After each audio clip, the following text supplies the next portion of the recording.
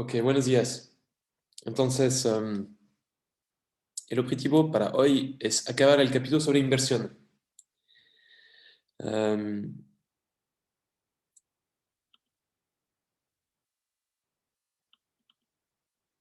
¿Qué vimos al respecto?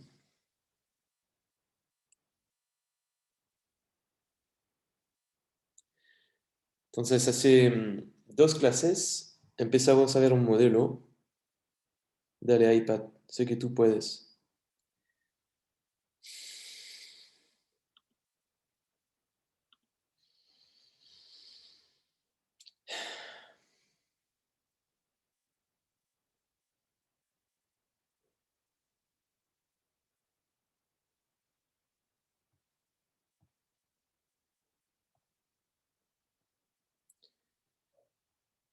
Ahora sí. Que hace dos clases, entonces empezamos a ver un modelo que era el modelo neoclásico de inversión. Entonces, en inglés sería Neoclassical Model of Investment. Este fue un primer modelo. ¿Ya? En este modelo, el costo del capital básicamente estaba asociado al costo de la compra y había alguna depreciación adicional. Vimos que pues, en este caso hablamos de la condición de primer orden, entonces FOC es First Order Condition, donde hablamos del costo de oportunidad, de la inversión, etcétera, etcétera. ¿Okay? Y lo otro que vimos fue algo sobre la dinámica, en particular que el ajuste era inmediato, ¿no? Entonces voy a poner acá immediate adjustment. Ok, es decir que apenas cambian las condiciones económicas, en un periodo la empresa en este modelo se demora para ajustar su stock de capital al valor que necesita o el valor que desea para el largo plazo. Entonces, bueno, genera una inversión que responde fuertemente. Entonces, voy a poner acá very responsive investment to shocks. Y bueno, es cierto que la inversión es un agregado muy volátil, ¿eh? Pero por ejemplo, les comentaba que tiene dos desventajas este modelo. Una primera desventaja es que genera lo que se llaman spikes, ¿no? Entonces, compras de inversión mayores a un 20% del stock de capital demasiado frecuente.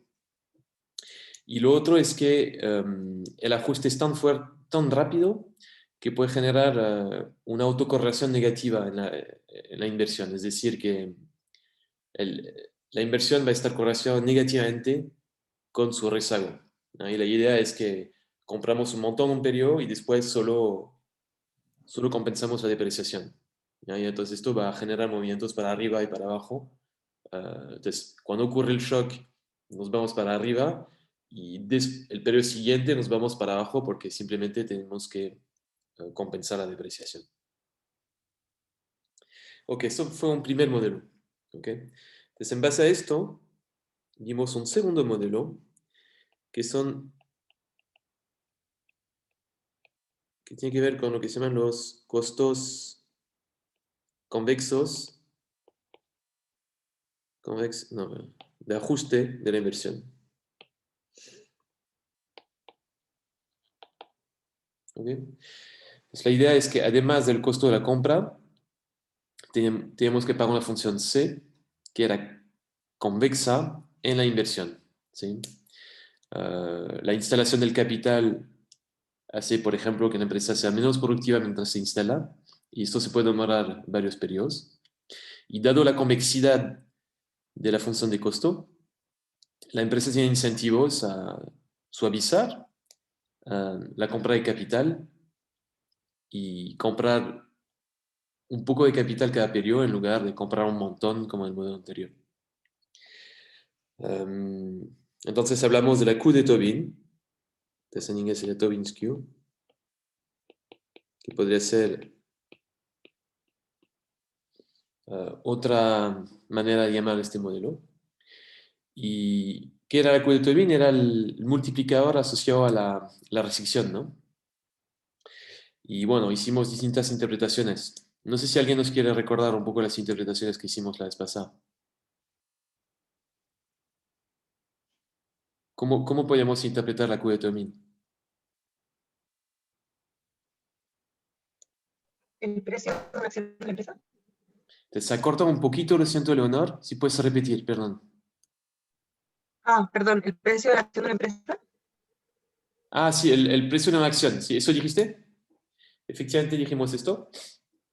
La idea es que, bueno, antes del precio de una acción, lo que dijiste la otra vez también, que era el precio sombra, ¿no? Es decir, que el valor marginal de cuántos beneficios en valor presente genera una unidad marginal de capital, ¿no? Y efectivamente, eh, como bien dices, si tuviésemos mercados perfectos, ¿en cuánto deberíamos fijar el precio de una acción? Justamente en cuánto valor me genera esta unidad marginal de capital, ¿no? Recuerden que una acción es un título de propiedad, ¿no? Cuando uno eh, es dueño de la empresa, básicamente es como si fuese dueño entre comillas, del stock de capital de la empresa. Y por lo tanto, ¿cuánto uno debería estar dispuesto a pagar eh, por tener una acción? Bueno, la riqueza marginal que puede generar esta unidad de capital, ¿no? Porque al final del día, eh, esta riqueza se va a traducir a dividendos y esos dividendos los vamos a cobrar porque somos dueños de acciones de la empresa. ¿Sí? Muy bien, Leonor. ¿Y qué más habíamos dicho respecto a la Q de Tobin? Habíamos dicho otra cosa que tenía que ver con la manera de cómo se relacionaba con la inversión en la empresa, ¿se acuerdan? Que podía servir para analizar cuándo iba a invertir en empresa, que era cuando era por encima del precio del costo de capital. Exactamente.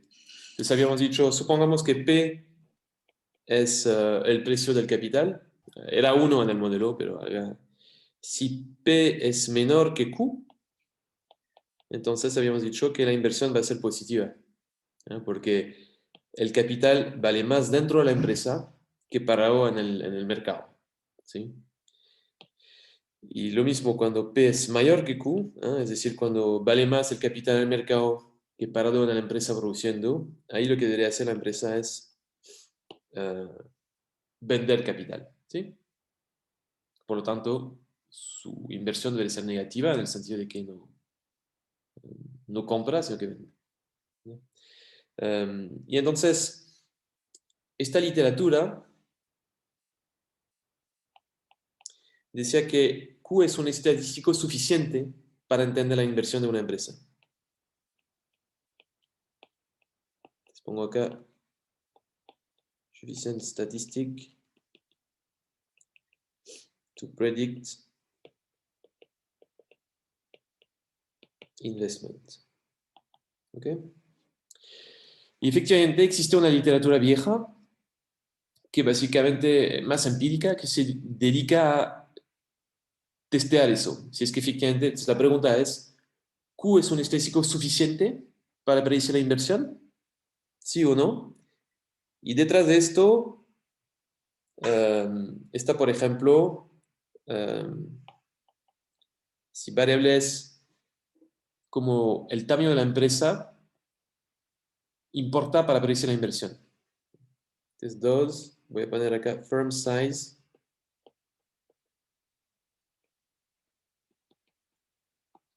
matter.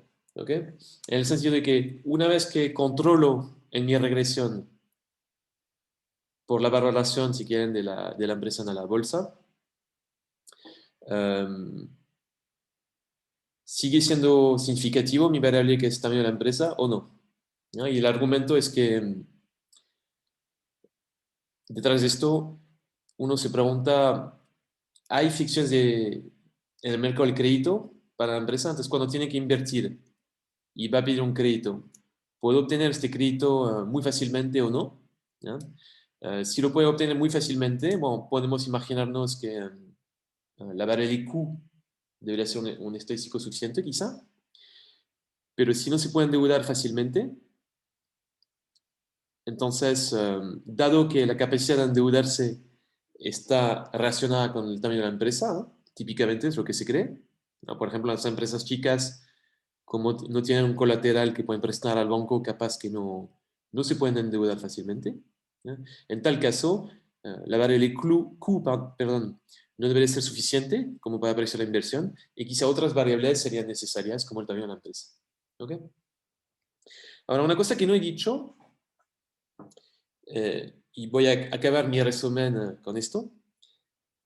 Ya no es resumen, como no lo he dicho. Um, es la diferencia entre lo que se llama la Q marginal y la Q promedio. Ups.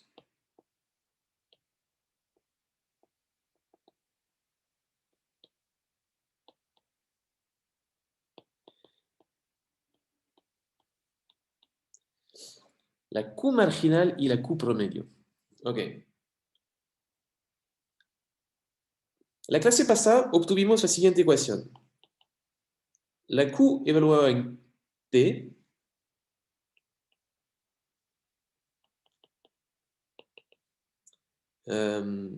habíamos derivado la solución estacionaria, ¿se acuerdan? Era la suma descontada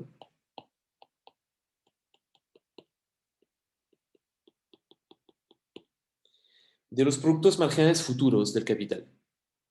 ¿Ok? Entonces, una unidad de capital, dado que teníamos una versión del modelo sin depreciación, acuérdense, dado que teníamos una versión del modelo sin depreciación, podía generar mañana y cualquier periodo futuro un producto marginal de capital y que tenemos que descontar, bueno, por el factor apropiado. ¿Ok? Entonces, esto era en cuanto valorábamos una unidad de capital. ¿Ok? Esta Q de la cual hablamos es lo que se llama una Q marginal. Marginal en el sentido de que se fija únicamente en el producto marginal del capital. ¿Ok? Ahora, sin embargo, pensando en la realidad, cuando uno va cobrando dividendos, en realidad, cuando se reparten dividendos, uno no se fija en la contribución marginal de cada acción. ¿Ok? La empresa no va a decir, mira, tú eres dueño de esta máquina, tú de esa otra máquina, esta tiene tal producto marginal y la otra tal otro. No, no funciona así. Típicamente se agarra lo que se quiere repartir, se parte por el número de acciones y- y- y cada uno, bueno, tiene una proporción que es proporcional a cuántas acciones tiene, ¿no? Bueno, en la realidad, entonces, lo importante no debería ser la Q marginal, sino que debería ser lo que se llama la Q promedio. Acá la voy a subrayar de verde. En el sentido de que uno no se va a fijar en el producto marginal del capital al momento de repartir dividendos, sino que debería fijarse en el producto promedio. ¿Okay? Ahora, sin embargo, existen situaciones donde la Q marginal y la Q promedio coinciden. ¿Eh?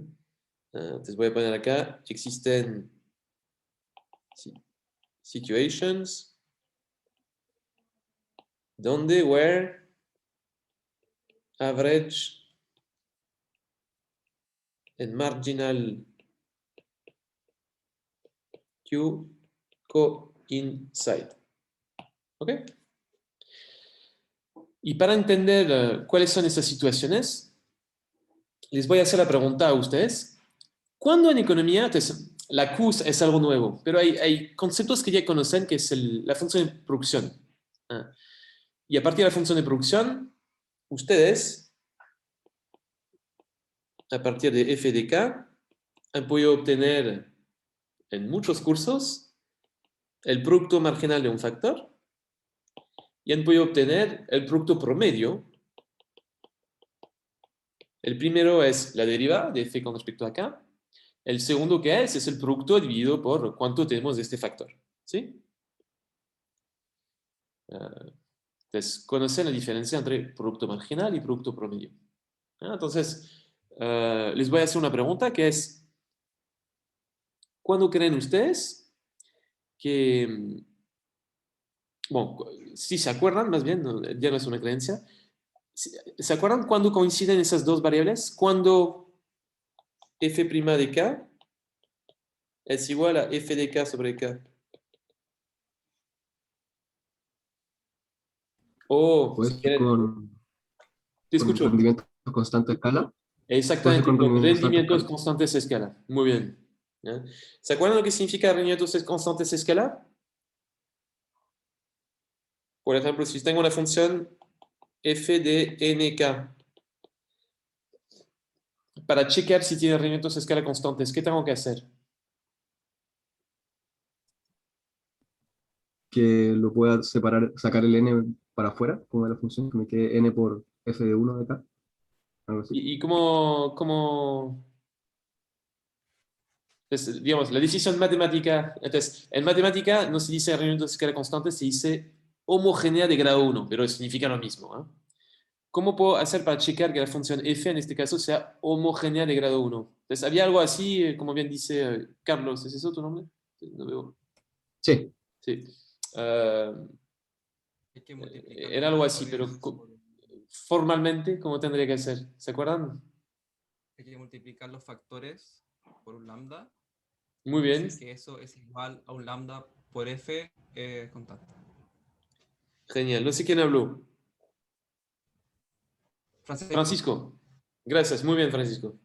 Efectivamente, si se cumple la propiedad que les tengo acá, en este caso tendríamos retornos de escala constantes. ¿Ok? Cuando tenemos un factor, eso es como lineal, ¿no? Entonces, por ejemplo, si tengo i igual a, invento, teta n, si hago teta n, lambda teta n, obtengo lambda por i. ¿Ok? Esto es un ejemplo con un solo factor. ¿Ok? Entonces, la linealidad con un solo factor implica retornos a escala constantes. Entonces, retornos a escala constantes cuando tenemos muchos factores es como si fuese una especie de linealidad, pero a través de distintas dimensiones. Si tuviesen que pensarlo, tener alguna intuición de qué son los retornos a escala constantes. ¿Sí? ¿Ok? Entonces, y efectivamente, con retornos a escala constantes, puedo calcular, por ejemplo, acá el producto marginal. Entonces, producto marginal sería teta en este caso, la derivada, y puedo calcular el producto average, producto promedio, ¿cuánto tendría? Tendría teta por n, partido por n, efectivamente tendría teta. Y ahí coinciden ambos, en el caso de un solo factor. ¿Ok? Se puede hacer con varios factores, por ejemplo, lo pueden hacer con una Cobb-Douglas, otro ejemplo clásico, y también funcionaría en este caso. Pueden chequear que la derivada es igual al producto promedio, etc. ¿Ok? Entonces, existen situaciones donde coincide la Q marginal con la Q promedio, sí, ¿ah? Y una propiedad necesaria para que coincidan es justamente tener una función con retornos a escala constantes. ¿Ok? Ahora no es la única cosa que necesitamos. ¿Ah? Necesitamos algo que se parezca a linealidad para la función de ajuste también, de costos de ajuste.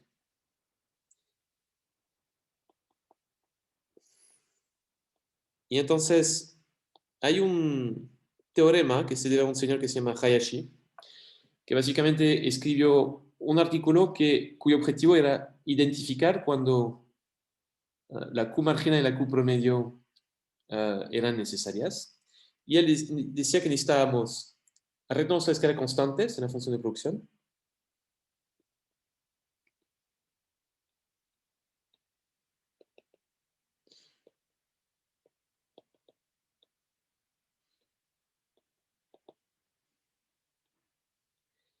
Y la segunda cosa que necesitábamos era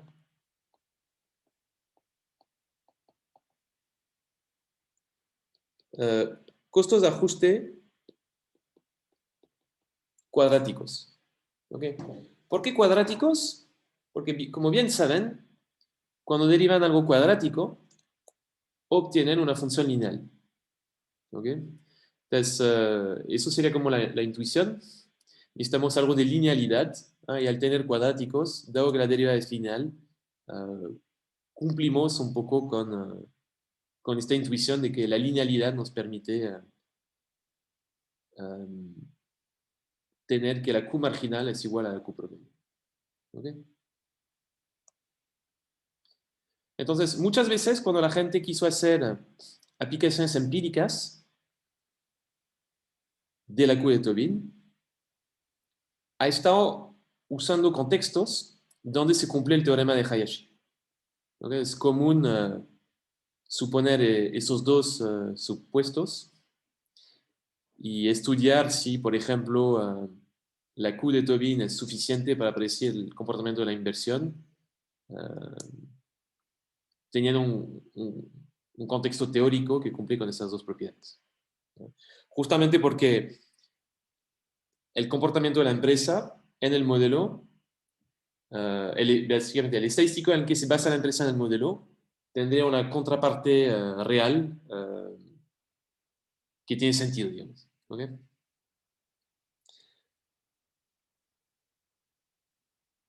Ok, ¿qué más les iba a decir? Iba a decir algo y se me olvidó. Espero que no haya sido importante. Ah, sí, no, ya me acuerdo. No era importante, era para decirles que entonces la próxima ayuntía van a chequear que efectivamente cuando tenemos esas dos propiedades,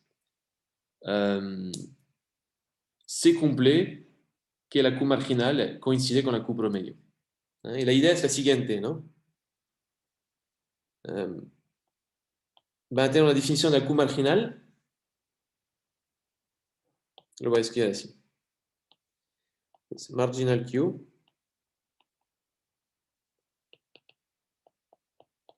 que va a ser nada más que la contribución marginal de K a la función de valor. Entonces, si pi es la función de valor de la empresa, pi' de K sería entonces la contribución marginal de K, y esto sería una manera de calcular la Q marginal. ¿Ok? Y van a tener una Q promedio que sería nada más que la función de valor partido por K. ¿Ok? ¿Cuándo coinciden esas dos cosas? Bueno, coinciden si, digamos, perdón, lo voy a escribir otra vez. Pi' de K es igual a pi de K sobre K si pi de K es igual a un factor que voy a llamar acá A mayúscula por K. ¿Ok? Entonces, si pueden mostrar que la ecuación de Bellman se puede escribir de esta manera, así de simple, en forma lineal, entonces van a obtener esta propiedad. ¿Ok? Y entonces, ¿cómo pueden mostrar esto? Ven que acá el problema que uno se plantea es uno de guess and verify. ¿Sí? Entonces, lo que harán en la próxima ayuntía, uno de los ejercicios será nada más que hacer el guess de que mi Bellman equation, mi función de valor se puede escribir así, de forma lineal, y chequear que el guess es correcto. ¿Ok? Si pueden chequear que el guess es correcto, por lo tanto, esta propiedad de acá se va a cumplir y tendrán que Q marginal va a coincidir con Q promedio. ¿Ok? Ok. ¿Alguna pregunta sobre todo esto?